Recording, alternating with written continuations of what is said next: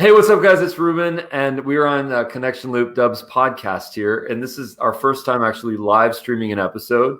Rhett is a power liver, and there's probably a lot that I need to learn from him on the process. I don't have access to LinkedIn Live, so I filled out the form. If anyone has any access, hook me up, hook a brother up. So anyways, the topic that we're going to get into today is actually how to get a book published. And I very shamelessly and very selfishly have a book that I'm about to release, launch, distribute, really get into my whole ecosystem called Click Record. And it's about human stories and it's about video marketing. So it's basically my career and my life. And anyways, Rhett has been through the process, multiple books, as you can see in the images behind him. So Rhett, I'd like to get into this, from the authoring to the, getting a publisher, self-publishing, and then promoting it. Okay. Well, that's a hefty question there. Number one, I be thankful and proud that you finished it, right? Because so many people get to that point where like this isn't even a question, right? They never even get started. Right. So kudos to you for getting it done and getting. But I still don't feel like it's done. I have to tell you that. I'm like, there's one more chapter. You never will. You never will. At some point, I had this is a side story. I had a publisher. We self-published the first book, actually crowdsourced it on early on, and had a publisher come back a couple of years later, and they said, "Well, do you want to turn it into a textbook?" And I said, "Absolutely not. I do not want to look at that thing ever again. I do not want to go into that Word document and start messing with that again because it was painful enough the first time." Yeah.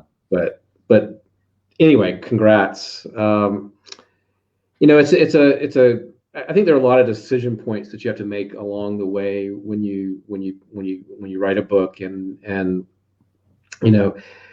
going through it right now. We're going through the question of whether do we turn the book over, this new book that we're working on, to my agent who published the second one, and who did a bang up job of getting McGraw-Hill on board really early on in the process, or do we self-publish it and go that route? And that's a big decision. I mean, I went with an agent the second time around because I felt like I needed and I wanted to see the book in bookstores. I wanted to see it on the shelves. I wanted to be able to go to Barnes and Noble and go do a book tour and do things that way. And I also wanted the credibility that I think comes with that, and the help that everybody says the publishers don't do much. Well, McGraw-Hill did a lot for me in terms of getting the book published internationally. They got international rights. They did get it in the stores. It stayed in the stores for a long time. They did a lot of extra promotional things on their blog and on their social networks to help move the book along. And so I wanted that help in that sort of first big book that I put out. I wanted that help with it. You make that sound so easy. I mean, how did you get their attention? What did you have to have in order to earn that? Well, I think number one, it does come with a lot of back work, right? It does come with doing a lot of writing before, having a social presence.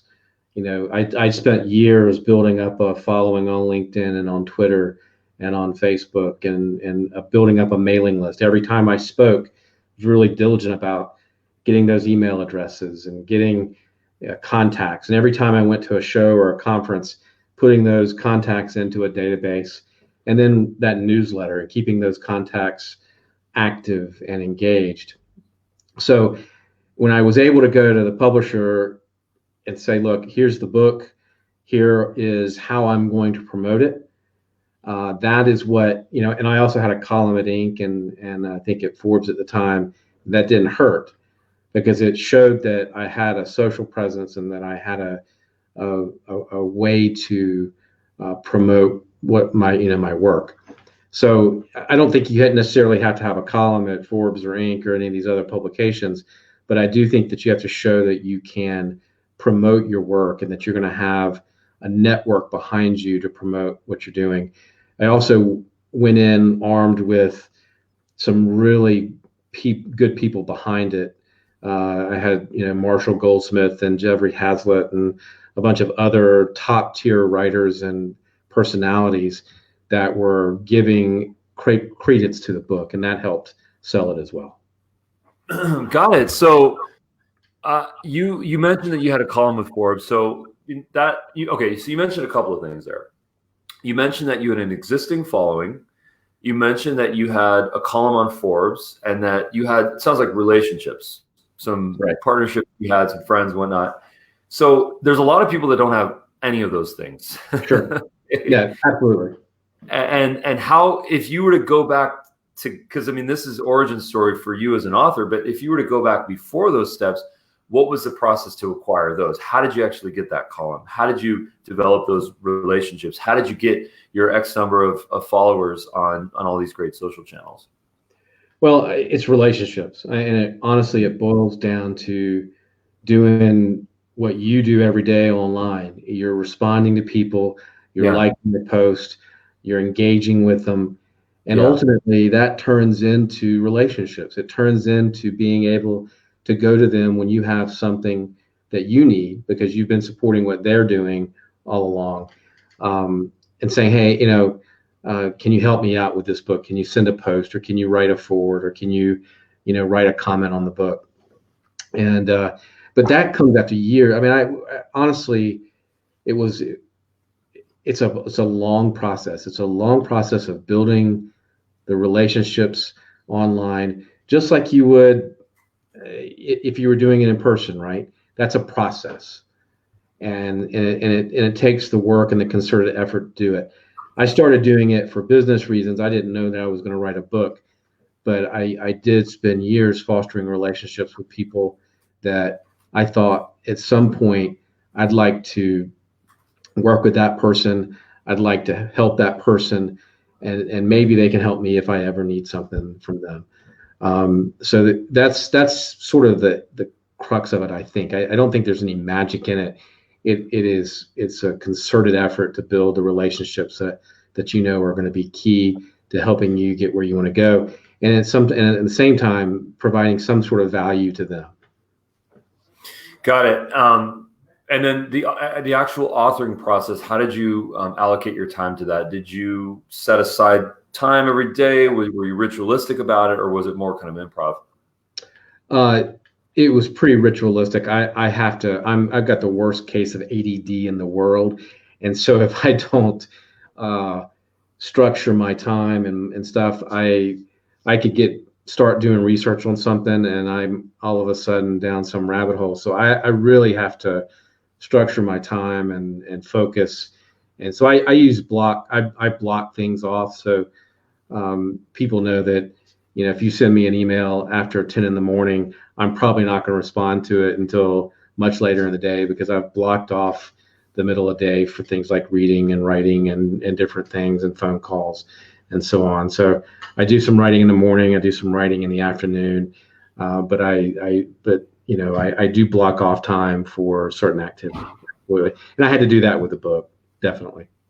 Got it. Okay, so now once we've established this, then now we're off to the getting a publisher, self-publishing. Amazon is obviously the go-to when it comes to self-publishing. There's a number of sites out there, resources. I've researched this to a certain extent. There's definitely companies out there that will guide you through the process. What is your take on these? What do you recommend?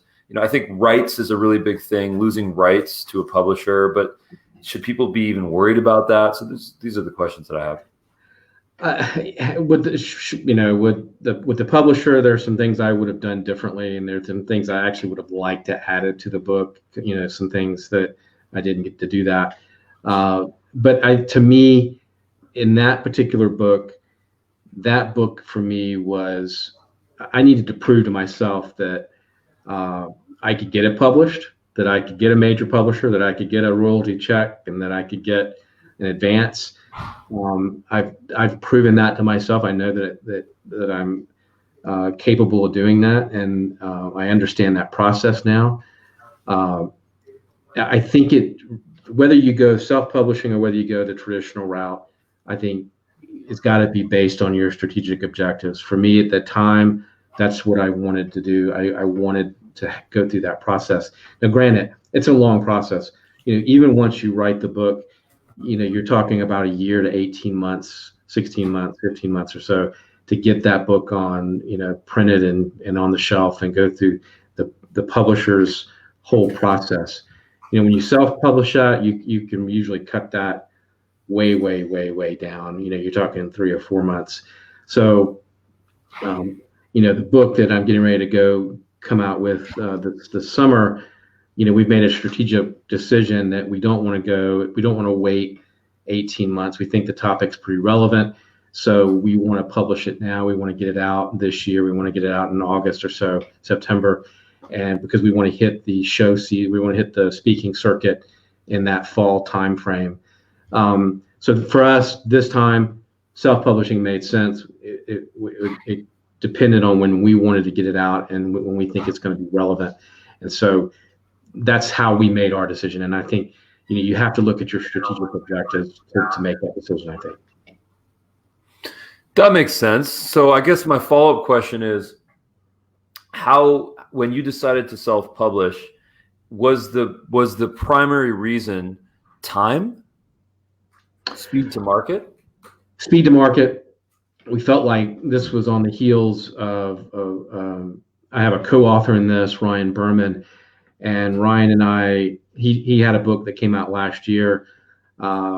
This topic's a great follow-up topic. And so waiting another 15 months to have a book come out, we would lose some momentum that he's gained in his side and some momentum I have going into the fall with some things that I'm doing. And so we felt like it just made sense from a strategic standpoint to sort of back that momentum, pick up that momentum and just kind of carry it forward and not lose 8-10 months of no media and no speaking and so we felt like it was just the timing kind of worked for us. And if we went through a publisher, the time was just going to be pushed out way too far for us. Well, that piece of information is so important to me because you pretty much just made me decide that I have to self-publish this, because if I wait 12 months, 6 months, all the content in this book is completely going to be outdated. Yeah. Now, I say that with a grain of salt because a lot of what my book is on is really human stories, and it's triumph over fear and sort of just self-confidence and not really necessarily believing in yourself. A lot of stuff that I've frankly suffered from. Right. And to the point where I was able to finally get to the point where I could click record. And that's the epiphany moment. There's definitely a lot of tactical stuff in there, which I think will be relevant, but that's a really good piece of information. And so now that you're self-publishing this, so what is the process now to promote it? What how much are you charging for it? How are you spending money in advertising? Are you using your speaking gigs? I understand someone told me, actually, Gina Schreck told me, our mutual friend, I think, she told me that, you only get, when you get a book published from a major publisher, you only get $1 a book. So if that book is selling for $10 or $15, you might only take home a buck or two or whatever. So when you self-publish, I also want to understand the economics. Yeah, I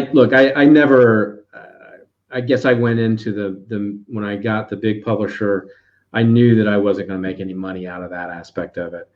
I didn't intend to. I knew that up front I was going to be spending money because I spent approximately $40,000 or $50,000 marketing the book myself. I put a fair amount of money into promoting it and doing what I needed to do to get out there and do a book tour and all that. And that was just on me. That was a business decision. And I used it to book speaking engagements, and I used it to book, seminars and other things. And so that was part of the plan. Same goes for this, because we're self-publishing, and it doesn't really change that equation. It's funny that you asked me that this question this week, because I just put together about a 10-page spreadsheet on next steps, right? And I'm still working on that. It's everything from a budget. What am I going to use? What am I going to spend?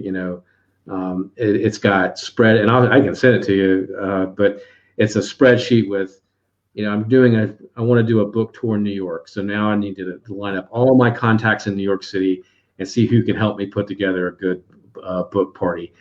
Same goes in San Francisco and LA. And so I've got this whole system where we're going to get all of our contacts, everybody we know in each one of these places, and we're going to put together a party, a book release party or a book tour thing.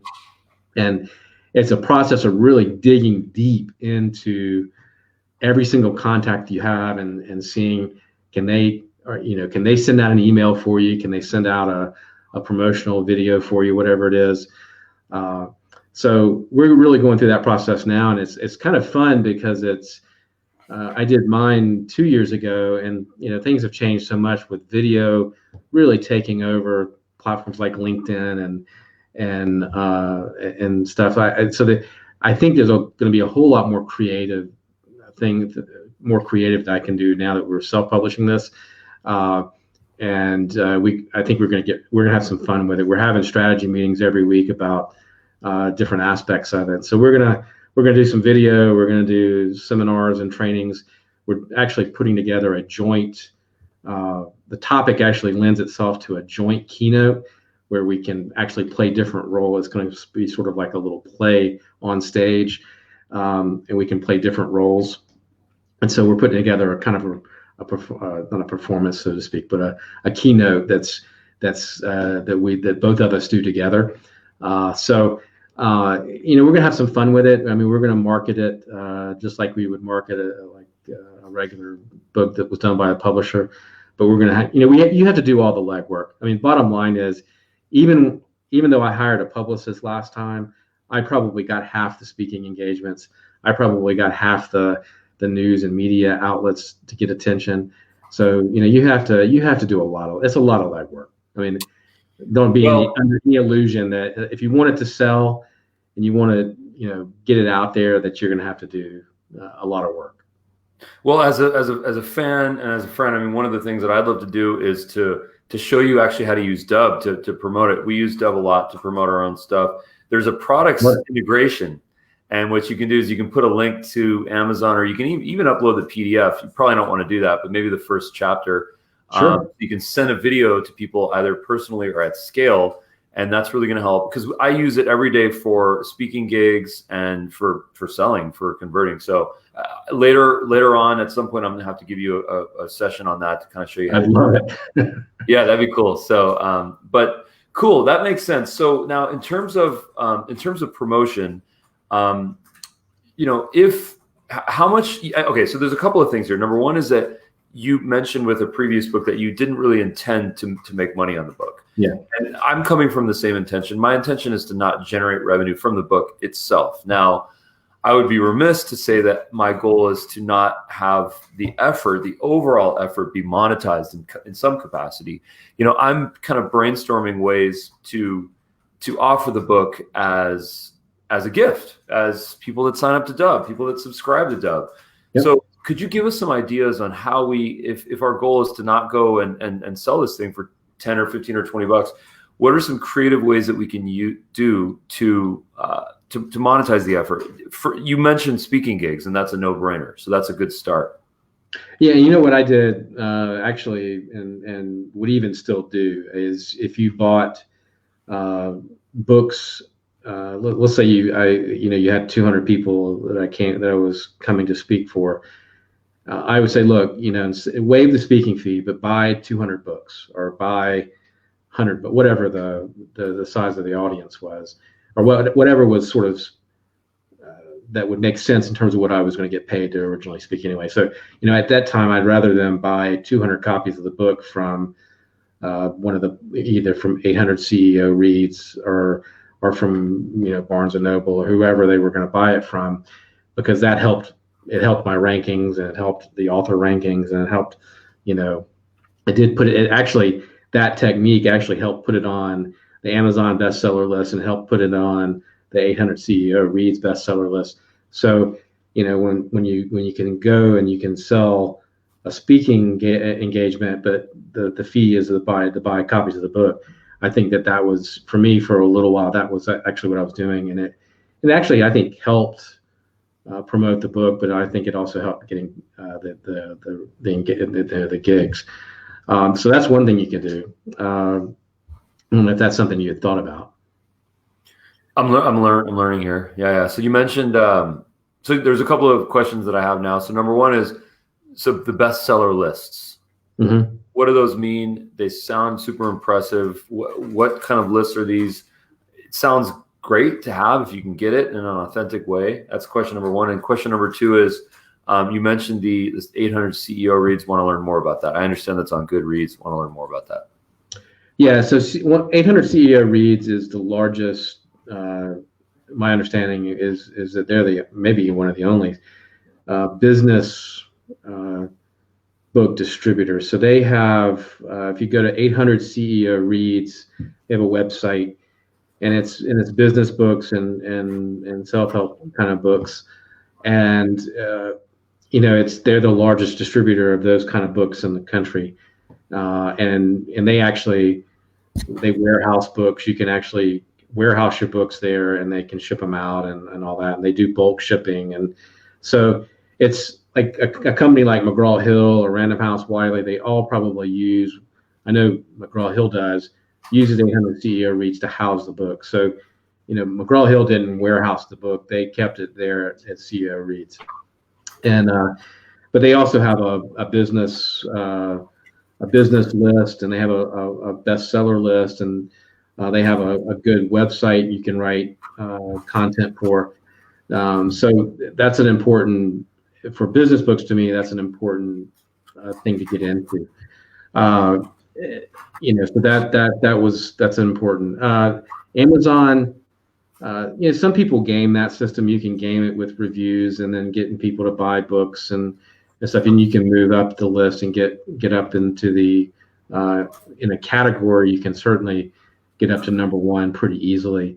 But to get on the main list, it's really like trying to get on any of the other lists, New York Times or any of the other ones that exist. It's a matter of volume, and so you've really got to sell a number of books, and you got to do it in a certain amount of time, and it pushes you up the rankings. And so that comes, to me, all of that is about doing a lot of pre-selling. So, we know in September or so we're going to launch this book. This summer and starting now, we're already doing the work to do that book launch. We're already trying to book speaking gigs. We're already trying to place stories in particular publications. We're going to be working for the next 6, 8, 9 months to really lay it out. So when that book launches, we're hitting the ground running, and we've got sales, we've got pre-sales, we've got all these things that matter, and hopefully we'll make a list on our own. We may or may not, because it's self-published, but we'll certainly start on Amazon really strong, and we'll start moving books sometime this summer. So I think it comes down to all the pre-work is really what, to me, is the key. Got it. And then talk to us about your books. I mean, you've done multiples now. Yeah. Well, this one's about our inner dialogue and how we talk to ourselves, and we all have a warrior side, and we all have a worrier side, and those two often sort of they're in conflict, and so it's about how we can talk to ourselves better, and we can how our inner dialogue really does impact our success or our failure or our lack of or inaction. And so it's a fun topic. It's been fun to research it and talk to people who have really mastered the art of their inner dialogue and how that's really led to their success, right? And so that's what's coming out in August, September. Nice. And then what is it called? What can people search for? Well, we're still working on the title. I think it might be called The Two U's. I don't know. That might be the title. Okay. So we'll see. And you said the two U's? The two U's. They've There are two of us, right? Okay. I thought you meant the two U's make a W. Warrior and warrior. Yep. That's cool, man. And then how can people find some of your other books on Amazon? I guess just search for your name. Yeah, just do a search and Rhett Power. Yeah. Nice, man. Well, listen, Rhett, I really appreciate your time, man. This was eye-opening. I hope it was helpful. I can certainly send you the spreadsheet, and it helps. It helps at least start prompting the different aspects of things that you have to work on, and it keeps you focused and organized. And it's a lot to do. I mean, I know exactly what you're going through. You're getting ready to go through it too. Yeah. But yours is coming out when? It's coming out after this podcast is over. Is it really? Well, I mean, for me, it's about activating it, because everything's ready to go. I've been, it's Warrior. Warrior is going to kick in, and I'm going to get it published. So stay tuned. You're going to get a link at some point. Can't wait. I'll send it out to the world. Nice, man. My little sliver of it. There you go. Thanks so much, Rhett. Appreciate the time. Ciao. See you, man.